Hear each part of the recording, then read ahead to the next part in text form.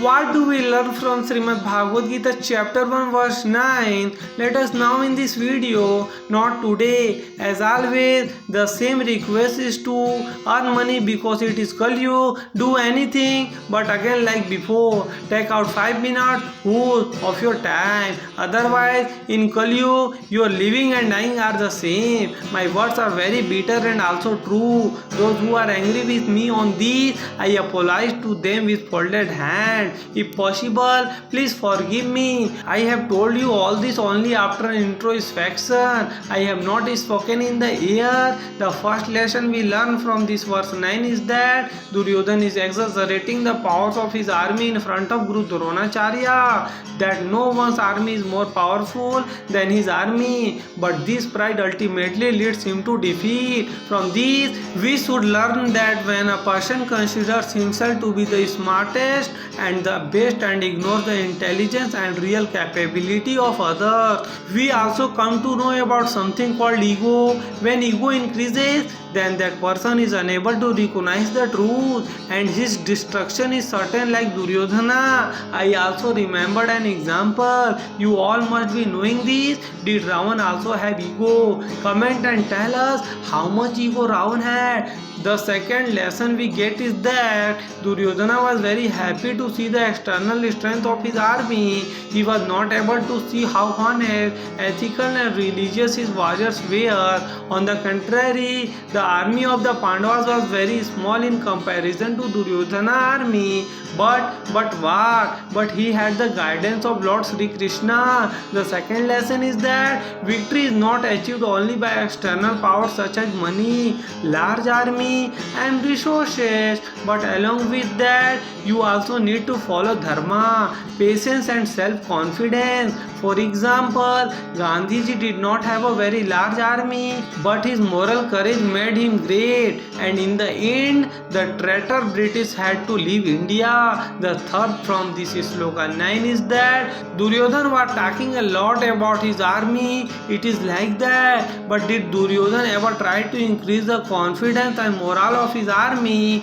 No, he did not do it at all. On the contrary, Sri Krishna increased the morale and confidence of the Pandavas army. We should learn from this that a good leader does not only praise his power but also inspires his team to walk in the right direction and on the right path. For example, you must know that Napoleon Bonaparte army was very powerful, but due to his wrong policies and decisions, what happened in the end happened.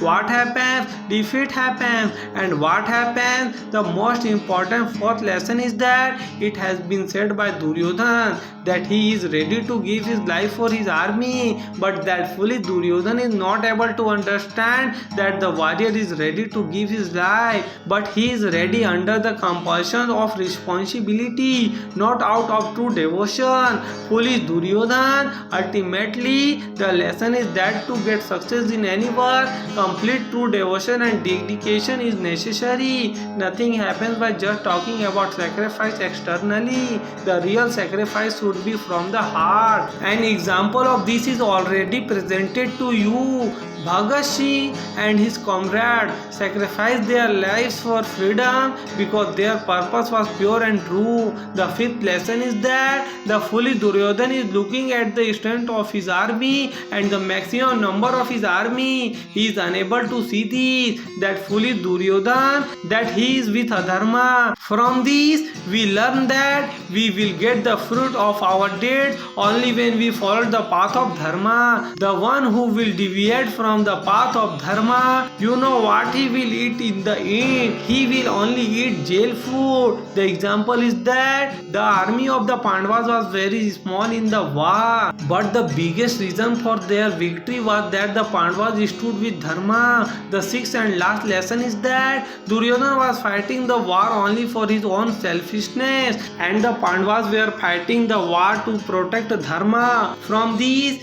we learn that the person who does does any kind of work only for his selfishness, it does not last long. The person who only looks for his own benefit ultimately gets lonely in the society. For example, Swami Vivekananda gave the message of charity and human service to the society, and his name is taken with respect even in today's Kali Yuga. What did I say?